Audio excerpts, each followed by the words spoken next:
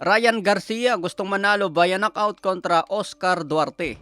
Motivated umano si Ryan na magpakita ng impresibong panalo para makabawi sa pagkatalo kay Tank Davis. December 2 ang laban ni Ryan Garcia. Huwag lang magkumpiyansa dahil may lakas ng kalaban.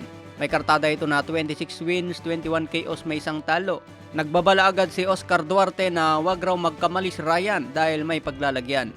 Kaya abangan po natin yan sa December 2. Sa iba pang balita, Shakur Stevenson sinabi agad na isusunod si Vasily Lomachenko.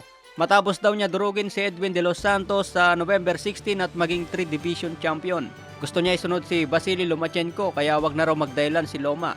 Pero ayon kay Bob Arum mga tol, magandang comeback fight ni Loma laban kay George Kambosos. Kailangan mabalasa muna si Loma dahil galing sa talo kontra Devin Haney. Natalo ng dikit sa score si Loma kontra Teofimo Lopez at Devin Haney. Hindi masama ang pagkatalo ni Loma mga tol dahil dikit pa rin ang laban.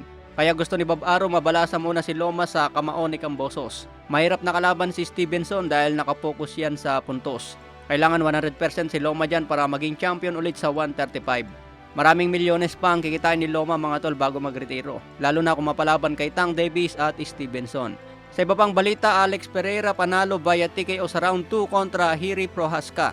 Kaya bagong champion sa light heavyweight si Alex Pereira. Matatandaan mga tol, ito ang dating tumalo kay Israel Adesanya sa kickboxing. 2 beses yan natalo. Pagdating sa UFC, tinalo din niya si Israel Adesanya sa middleweight division.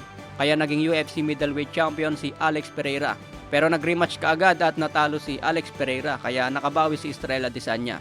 Matapos matalo si Pereira, umakyat na lang ng division sa light heavyweight. Unang nakalaban niya sa light heavyweight itong si Jan Blachowicz. Panalo si Pereira dyan via split decision. Muling nagbalik kanina si Pereira at panalo siya via TKO. Kaya naging UFC light heavyweight champion. Matapos maging champion ulit si Pereira, hinahamon siya ngayon ni Israel Adesanya.